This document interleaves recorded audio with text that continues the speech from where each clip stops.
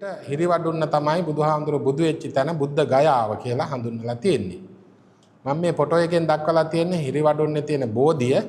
ඒ බෝධිය අර අපේ ඉතිහාසයට අයිති පරණ අනුරාධපුරයේ යුගයෙහි දෙවන කාර්තුවට අයිති මල් ආසනයක්.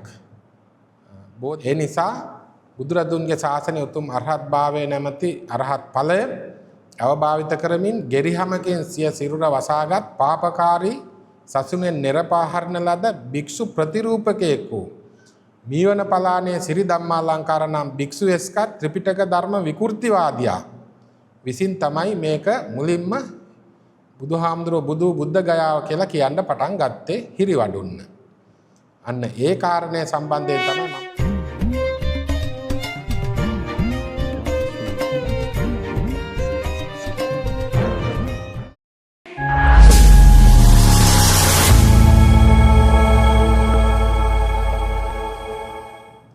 ආයුබෝවන් අද දවසෙත් සුභාසිත ස්වභාවිත YouTube නාලිකාවෙහි අලුත් අනාවරණයක් කෙරෙහි අපි යොමු වෙනවා. හිරිවඩුන්න කියන පුරාවිද්‍යා ස්ථානය පුරාණ ආරාම සංකීර්ණය බුදුරජාණන් වහන්සේ බුද්ධ ගයාවද කියන එක ගැන තමයි අද සාකච්ඡාවට ගන්නෙ.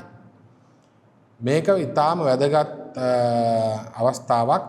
මොකද ධර්ම විකෘතිකයන්ගේ නොමද සම්භාවනාවට පාත්‍ර වූ ස්ථානයක් තමයි හිරිවඩුන්න කියලා කියන්නේ. පළමුවෙන්ම මේ පිළිබඳව ආගමික සන්දර්භයකින් මේ සම්බන්ධයෙන් කරුණු ඉදිරිපත් කරන ලද්දේ මීවන පලානේ සිරි ධම්මාලංකාර නම් භික්ෂුව. ඇත්තටම උන්වහන්සේට එයාට භික්ෂුව කියලා කියන්න බෑ. මොකද භික්ෂු ශාසනය නිරපාහරණ ලද කෙනෙක්. ආගමික අදහසකින් මේක ඉදිරිපත් කළේ එම පුජ්‍යලයා තමයි. බුදුරජුන්ගේ ශාසනයේ උතුම් අරහත් බව නැමැති ඵලය අවභාවිත කරමින් ඇත්තටම අරිහුතුන් වහන්සේ කියලා තමයි යාට අමතන්න ඕනේ. ඒ නිසා බුදුරජුන්ගේ ශාසනයේ උතුම් අරහත් භාවය නැමැති අරහත් ඵලය අවභාවිත කරමින් ගෙරිහමකින් සිය සිරුර වසාගත් පාපකාරී සසුනෙන් නිරපාහරණ ලද භික්ෂු ප්‍රතිරූපකයෙක් වූ මීවන පලානේ සිරි ධම්මාලංකාර නම් භික්ෂු එස්කත් ත්‍රිපිටක ධර්ම විකෘතිවාදියා විසින් තමයි මේක මුලින්ම බුදුහාමුදුරුවෝ බුද්ධ ගයාව කියලා කියන්න පටන් ගත්තේ හිරිවඩුන්න. අන්න ඒ කාරණය සම්බන්ධයෙන් තමයි මම අද සාකච්ඡාවට ගන්නෙ. මේ මගින් හිරිවඩුන්නේ සත්‍ය ඉතිහාසය පුරාවිද්‍යා සාධක මතින් තහවුරු කරමින් බුදුරදුන් බුදු ස්ථානයක් නොවන බව තහවුරු කිරීමට අවශ්‍ය සාධක මෙම වීඩියෝ වැඩසටහන මගින් ඔබ වෙත ගෙන එන්නට බලාපොරොත්තු වෙනවා. මාත් එක්ක රැඳිලා ඉන්න මම මේ කරුණු එකින් එක ඉදිරිපත් කරනවා. පළමුවෙන් අපි මේ පුජ්‍යලයා මේ සම්බන්ධයෙන් සඳහන් කරන කාරණාවක් වෙත යොමු වෙමු. ඔය ඉවටින් බෝධිසත්වව බුද්ධත්වයට පත් වෙලා ඊට පස්සේ චින්තකසදාට වැඩම කරලා පළවෙනි ධම්මචක්කප්පවත්තන සූත්‍රයේ නම් මහසත්‍රාජපත්තන සූත්‍රයේ දේශනා කළා. පස්සවමානු මගපත්ත මාර්ගඵල ලබා දුන්නා. ඊට පස්සේ අර කවුද වරාණසි නුවර හිටිය යසකුල පුත්‍රයාට විද්‍යාන්ත ධර්මයේ දේශනා කළා. ඒ අය මගපල ලබා දුන්නා. ඊට පස්සේ ආවා නැවත ජයති මහ බෝධිගාවට නම් විලා ගන්නකොට එමන්නම් ඉවතුනේ බෝධිනාථගාවට ඉතින්දී බුදුහාමුදුරු බුද්ධත්වයට පත් ගිය වෙලාවේ අල්ලපු කටේ හිටියේ අර දයාකාශක අතිකාශක ජටිලකාශක මහ විශාල පිරිවරක් තමයි. ඒ අයට ධර්මයේ දේශනා කළා. ඒ අයට මඟපල ලබන්න ශක්තිය උපේතකට නිසා ශක්තිය දැකලා ඒ අයට දේශනා කළා. ධර්මයේ ඒ අයට මඟපල ලබා දුන්න ආරහත් ඵලයට පත් වෙන්න පුළුවන් ශීක්ෂණාට. ඊට පස්සේ බුදුහාමුදුරුවෝ මේ රටේ තමන් දැන් මේ මුල් කාලේ අර දුෂ්කර ක්‍රියා කර කාලේ ඒ විචාරයක් වගේ ඒ පැත්තෙන් සිටියා. දැන් බුදුහාමුදුරුවෝ මඟපල ලබා දුන්න ආරහත් ඒ විචාරයක් වගේ ඒ පැත්තෙන් සිටියා. ඒ නිසා ඒ කාලේ විචාරයක් වගේ පොළොන්නරුවක් වෙලා තිබුණා. බුද්ධත්වයට පත් වුණාම අපේ රටට වැඩම කරනවා කියලා. ඒ අනුව ඉදිවතුන් ඉඳන් දැන් යනවා රජගහ. යනකොට තමයි මේ මහියන් ගැන ඒ පාඩි තමයි. හරි. අපි ඇත්තටම ඔන්න ඔය කාරණාවලදී පැහැදිලි මේ ස්ථානය පිළිබඳව මේ හොර රහතා කියන කතාවන් පිළිබඳව. ඉතින් මම මේ පුජ්‍යලයට ගරු කරලා කතා කරන්නේ නැහැ. දරුණු ධර්ම විකෘතියකුත් මේ පුජ්‍යලයා සිදු කරනවා. ඉතින් ඒවත් මම ඉදිරියේදී සාකච්ඡා කරනවා. ඒ විතරක් නෙමෙයි දරුණු ආකාරයෙහි ඉතිහාස සහ පුරාවිද්‍යාත්මක සාධක විකෘතිකරණයකුත් ලක් කරනවා. ඒ නිසා ඒවත් සාකච්ඡා කරනවා. දැන් ඒ කියන විදිහට හිරිවඩුන්න තමයි බුදුහාමුදුරුවෝ බුදු වෙච්ච තැන බුද්ධ ගයාව කියලා හඳුන්වලා තියෙන්නේ. මම මේ ෆොටෝ එකෙන් දක්වලා තියෙන්නේ හිරිවඩුන්නේ තියෙන බෝධිය. ඒ බෝධිය අර අපේ ඉතිහාසයට අයිති පරණ අනුරාධපුරයේ යුගයෙහි දෙවන කාර්තුවට අයිති මල්ලාසනයක්. බෝධිය වසාගෙන තිබෙනවා. ඒ මල්ලාසනය වසාගෙන බෝධිය හැදිලා තියෙනවා. ඒක අපිට පේන්න තියෙනවා ඒ පින්තූරේ. ඊළඟට හරි හිරිවඩුන්න යනු කුමක්ද කියලා මම අහන්නේ. හිරිවඩුන්න යනු පැරණි භික්ෂු ආරාමයක් පුරාවිද්‍යාත්මකව. ඒ අනුරාධපුර යුගයේ පශ්චාත් භාගයේ භික්ෂූන්ගේ සිද්ගත් ප්‍රකට විහාරාරාමයක් වශයෙන් පැවතුණා කියන එකට ඇතිතරම් සාධක තියෙනවා. ඒත් හිරිවඩුන්න බුදුරදුන් බුදු ස්ථානයේ බවත් එම පුරාණ විහාරස්ථානයේ බෝධිය බුදුන් අවස්ථාවේ බුදුරදුන් පිටදුන් ජයශ්‍රී මහා බෝධිය බවත් තමයි මේ පුජ්‍යලයෝ සඳහන් කරන්නේ. එම ස්ථානයේ ඇති සකස් කළ ගල්පුවරුව වජ්‍රාසනයේ බවත් මේ අයගේ සාකච්ඡාවල කියවනවා. ඉතින් මේ ඊනියා රහතුන්ගේ ප්‍රකාශයන් මොනවද කියලා පැහැදිලි කරගන්න ඕන අපි. ඒ අය මේ හිරිවඩුන්න කියන වචනයේ නිරුක්තිය හැදිච්ච හැටි මෙන්න මෙහෙම කියන්නේ. සිරි වැඩ උන්න කියන වදන සිරි වැඩ උන්න කියන එක හිරිවඩුන්න උනාලු. සකාර හකාර විනිශ්චය කියලා තියෙනවානේ. හකාර විනිශ්චයට අනුව සයන්න හයන්න වෙනවා. ඉතින් සියන්න වෙන්නත් පුළුවන්. හිරි.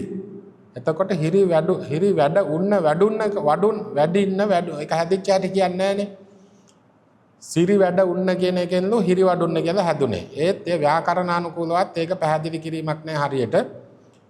ඔහුගේ ප්‍රකාශය අතිශයින් නිෂ්ඵල ඊටම කූට ප්‍රකාශයක් මේක.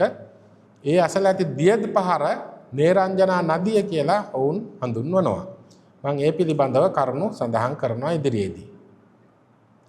ඊළඟට මම සාකච්ඡා කරනවා හිරිවඩුන්න පිළිබඳව ඇති වාර්තා මොනවද කියලා. පුරාණ වාර්තා මහා වංශයේ 35 වෙනි පරිච්ඡේදයේ සඳහන් වෙනවා වසභ රජු ඉදිකල අග්ගිවඩ්ඩමාන වැව පිළිබඳව.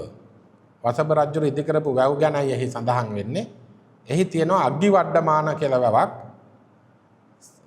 ශිලාලේඛනවල අග්ගිවඩ්ඩමන වවි කියලා එක සඳහන් වෙනවා. ඒ අනුව මෙහි සඳහන් හිරිවඩුන්න ඒ වැව කියලා අපි පිළිගන්නවා. මහා වංශයේ තියෙන අග්ගිවඩ්ඩමාන වැව තමයි හිරිවඩුන්න වැව කියලා. එම වැව පිළිබඳව අපර බ්‍රාහ්මී යුගයේ නියෝජනය කරනු ලබන ශිලාලේඛනයක් තියෙනවා. එහි සටහන් වෙලා තියෙනවා මෙන්න මෙහෙම. වසයහ පුත අබයහ අගිවඩමන වවිය. වසයහ කියන එක වසයගේ නැත්තම් විශ්වගේ පුතා වූ අබයගේ අග්ගිවඩ්ඩමාන වැව කියන එකයි ඒකේ තේරුම. විශ්වගේ පුතා වූ අබයගේ අග්ගිවඩ්ඩමාන වැව කියලා ගන්න පුළුවන්. වසයගේ පුතා කියන එකයි හරිම නිරුක්තිය. නමුත් ඒක වසය කියන එක ඕනම් විශ්ව කියලා ගන්න පුළුවන්. ඒක මම ගන්න පුළුවන් ආකාරයක් කිව්වේ. වසයගේ පුතා වූ අබයගේ අග්ගිවඩ්ඩමාන වැව කියන එක තමයි තේරුම. එම ශිලාලේඛනයේ සඳහන් වෙලා තියෙන්නේ. මේ තියෙන එම ශිලාලේඛනයේ ඒකේ තවත් තොරතුරු ගොඩක් තියෙනවා.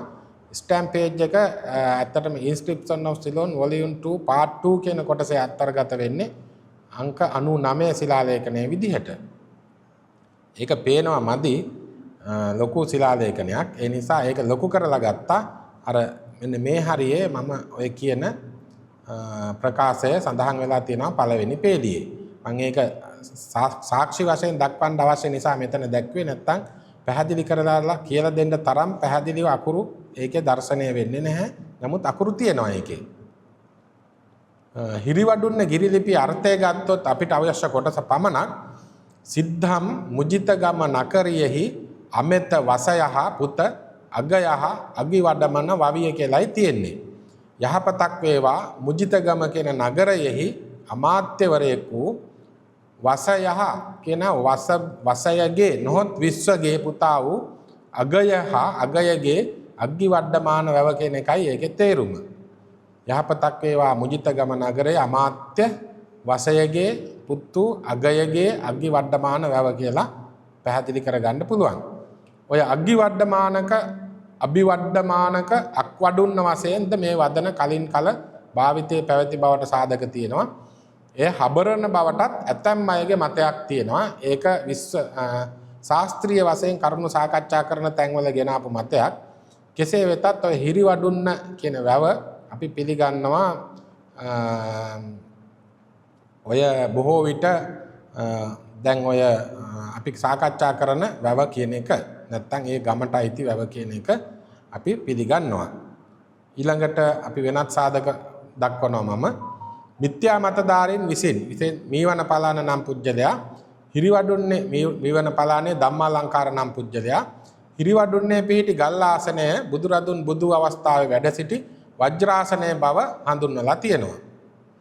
මේ පිළිබඳව පරීක්ෂා කිරීම සඳහා ඇත්තටම මේක ලොකු ගැටලුවක් වුණා. මෙතෙන්ට සෙනග අරන් ගිහිල්ලා බුදුහාමුදුරුවන්ගේ සියලුම ස්ථාන පෙන්නනවා කියලා වන්දනා නඩ ලැහැත්ති කරගත්ත මේ පිරිස මෙතෙන්ට එක්කගෙන ගියා බුද්ධ ගයාව යනවා කියලා. ඉන්දියාවට යන්න අවශ්‍ය වන්නේ මුළු ලෝකෙම තියෙන ඒවා මේ ලංකාවේ ඒගොල්ලෝ තියෙනවා කියලා කියන්නේ. ඒ අනුව බුදුහාමුදුරන්ගේ උපන් ස්ථාන ආදී සියල්ලම හොයාගෙන යන ගමනක් විදිහට දින 5ක් 6ක් මේගොල්ලෝ ඔය ලොකු බස්වල සෙනග අරන් යන්න පටන් ගත්තා. මේ නිසා පුරාවිද්‍යා දෙපාර්තමේන්තුව විසින් එම ගල් ආසනය හා ඊට අයත් ස්තර ගැනීමක් සිද්ධ කළා. පාදා ගැනීමක් සිද්ධ කළා. ඒස් පිළිබඳ කාල නිර්ණයකුත් සිද්ධ කළා. නිගමනයක් දීලා තියෙනවා. ක්‍රිස්තු වර්ෂ 5 වෙනි 8 වෙනි සියවස් වලට අයත් ගලින් කළ මල් ආසනයක් පමණක් තමයි මෙතන තියෙන්නේ. ඔය බෝධින් වහන්සේ ඒක මත මෑත කාලීනව හැදිච්ච එකක්. ඒකටත් ලොකු ඉතිහාසයක් තියෙන බවක් පේන්නේ නැහැ. දිරච්ච කොටස් සහ බෝධි ගස් කොහොමත් අවුරුදු 100ක් විතර යනකොට දිරනවා. ඊට පස්සේ ඒකෙන් තව කොටසක් පැලවෙනවා. එහෙම තමයි යන්නේ.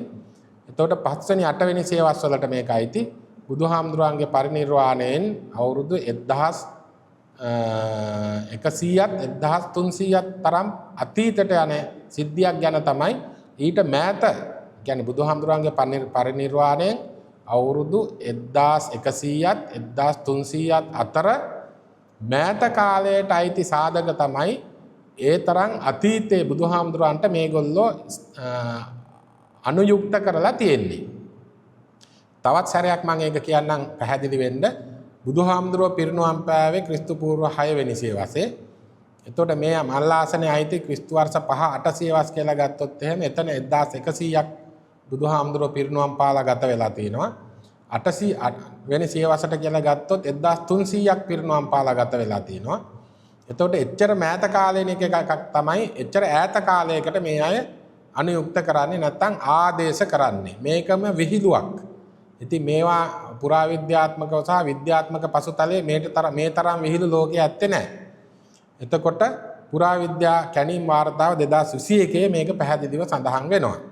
ඔන්න මම ඉදිරිපත් කරලා තියෙන හිරිවඩුන්න කැණීම් අතරතුරගත් ඡායාරූපයක්. ඒකේ අර මල් ආසනයේ තියෙන හරිය ක්‍රමානුකූලව කැණීම් කරමින් ඇතුළට බහිනවා පැහැදිලි වෙනවා.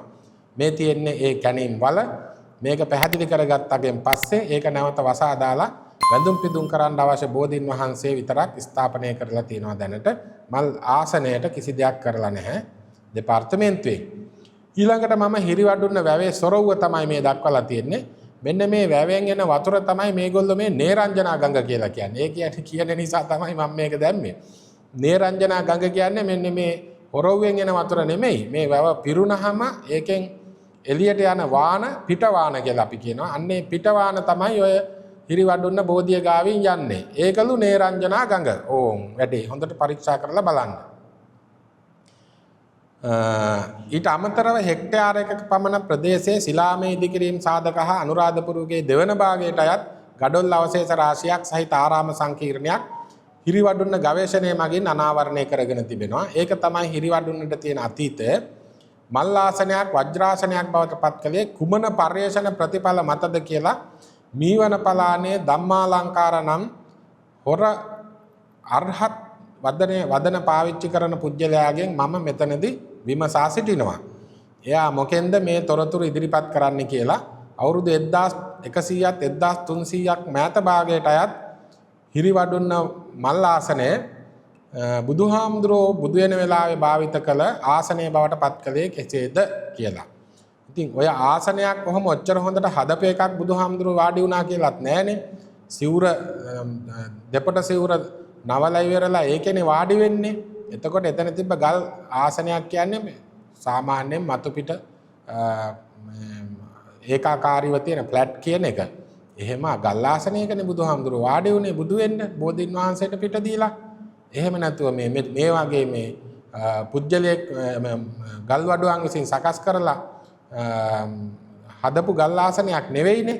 ඒ නිසා මේවා මේ විකෘති කරනකොට මේ මත ඉදිරිපත් කරනකොට ඒ පිළිබඳවත් අවධානයක් යොමු කරලා නෑ. මේ හොර අරහතුන් වහන්සේ කියන නම මම පාවිච්චි කරන්නේ නෑ. මේ ආයත මං කියන්නේ පනුජම්බුව කියලා.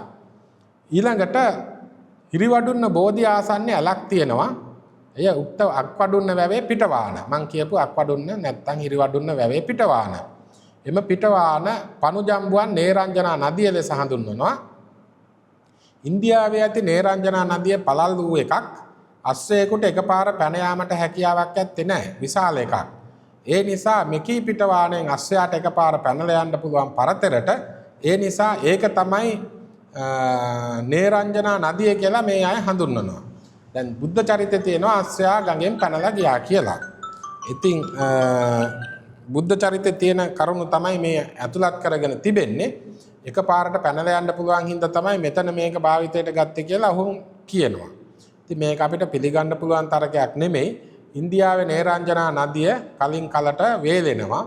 ඒ කාලේ කොහොමත් ඉන්දියාවේ බුදුහාමුදුරුවෝ වැඩ වාසය කරපු කාලේ ওই ගල් සාත්තු ගල් 500ක් විතර වැව් වලින් මේ ගංගා වලින් වතුර ගොඩක් නැති කාලේ ගඟ හරස් කරගෙන ගඟට බහැලා තමයි ගියේ කරත් ඇදගෙන. එහෙම තැන් තොටුපළවල් වගේ ඒවා තියෙනවා ඉන්දියාවේ. දැන් ওই නේරංජනා නදියටත් එහෙම තැන් තියෙනවා. අන්න ඒ වගේ තැන් වලින් ගිය කතාව තමයි ඔය අස්සයා පිට ගියා කියලා තියෙන්නේ. මේවා මේ වගේ බොරු තර්ක සඳහා භාවිත කරන්න පුළුවන් ඒවා නෙමෙයි. එතකොට ජාතක කතා පොත, ඒ වගේම බුද්ධ චරිතය, ඒ වගේම තවත් ඓතිහාසික වාර්තා ඉන්දියාවේ කාලේ තියෙන පරීක්ෂා කරලා බලපුවාම ගංගා වලින් බහැලා ගල් සාත්තු 500ක් විතර ගල් ඊට වැඩි ප්‍රමාණයක් ගඟ තරණය කළේ කොහොමද කියලා තියෙනවා. ඒවත් පරීක්ෂා කරලා බලන්න ඕනේ. ඒ වගේම කුසතන පිළිබඳ සාධකයක් තව දුරටත් ගේනවා. ඉන්දියාවේ නේරංජනා නදිය අසල කුසතන නැහැල්ලු. කුසතන තියෙන්නේ හිරිවඩුන්නේ පිහිටි අක්වඩුන්න වැවේ පිටවාන. නේරංජනා නදිය කියලා ඒගොල්ලෝ කියන්නේ ඒක අසබඩ බවත් එබැවින් බුදුරජාණන් බුදුයේ හිරිවඩුන්නේ බවටත් මතයක් වුන් ගේනවා. මේට පිළිතුරු වශයෙන් ඇත්තටම මේ ශාස්ත්‍රීය පදනමකින් මම මේ ඉදිරිපත් කරපු කාරණා අතිශයින් ප්‍රමාණවත්. ඉතින් ඔය කුසතන කියන වර්ගය කලින් කලට හැදෙනවා, හැදිලා වඳ වෙනවා, ආයෙත් හැදෙනවා. එහෙමයි. ඉතින් ඉන්දියාවේ දැන් තියෙන පරිසරයට අනුව ඒ ප්‍රදේශයේ කුසතන තියෙන්නත් පුළුවන්, නැති වෙන්නත් පුළුවන්. ඒක මේ පිළිබඳ ප්‍රශ්නයක් නෙමෙයි. කුසතන වලින් ඉතිහාසයක් ගොඩනගන්න බෑ. කුසතන මිටි 8ක් දුන්නා, ඒක දාලා වාඩි වුණා කියලානේ තියෙන්නේ. ඉතින් මේ කුසතන මෙතන වැවුණා කියලා ඒ බුදුහාමුදුරුවෝ බුදු වෙච්ච තැන කියලා ගන්න පුළුවන් කමක් නැහැ. මේ තොරතුරු කිසිවක් ශාස්ත්‍රීය පදනමකින් ඉදිරිපත් කරන්නේ නැහැ. ඇත්තටම මේ මීවන පලානේ ධම්මාලංකාර කියන්නේ මහා පාපතරයෙක්. ධර්මයේ විකෘති කරන ඒවා රාශියක් තියෙනවා. YouTube නාලිකාවල තියෙනවා. පොත්පත්වල ලියලා තියෙනවා. ඉතිහාස විකෘතිකරණයකුත් තියෙනවා. අපි උපන් මේ හෙළදිව බුදුන් උපන් ජම්බුද්දීපයයි කියලා පොතක් තියෙනවා. මේවා කිසිම සාධනීය තොරතුරු තර්කානුකූල තොරතුරු සහ විශ්වසනීය පුරාවිද්‍යාව හෝ ඉතිහාස සාධකාශ්‍රයෙන් ගොඩනගපු ඒවා නෙවෙයි. ඉතින් ඒ ගැන දිගට සාකච්ඡා කරන්න වෙනවා අපිට. ඕන කෙනෙකුට මේක විවෘතයි. මම මේ සුභාසිත ස්වභාවිත YouTube නාලිකාවෙහි මේ විකෘතිකරණය කරන අයට දැඩිසේ පහර දෙනවා ශාස්ත්‍රීය වශයෙන් ධර්මානුකූල වශයෙන්. අන්න ඒ ගැනත් සඳහන් කරමින් ඉදිරියේදී තවදුරටත් මේ පිළිබඳ සාකච්ඡා කරන්න අවශ්‍ය නම් ඒ පිළිබඳවත් කරුණු ඉදිරිපත් කිරීමේ අදහසින් මම පසු වෙනවා. ඒ වගේම බුද්ධ ගයාව පිළිබඳව ඉන්දියාවේ තියෙන තොරතුරු පැහැදිලි තොරතුරු ඉදිරිපත් කරන්න බලාපොරොත්තු වෙන තවත් වීඩියෝ එකකින්. එතෙක් මා සමග සිටි ඔබ සෑම දෙනාටම ස්තුතිවන්ත වෙමින් සුභාසිත සුභාවිත YouTube නාලිකාවේ මා ඉදිරිපත් කරන කරුණු විවාදාපන්න එවැගේම ශාස්ත්‍රීය මේ කරුණු ඔබට තමන්ගේ යහපත වෙනුවෙන් ලබා ගන්නට කියලා මතක් කරමින් එවැගේම භාවිත කරන්නට කියලා සාකච්ඡාවට එන්න කියලා සඳහන් කරමින් නවතිනවා. බොහොම ස්තුතියි.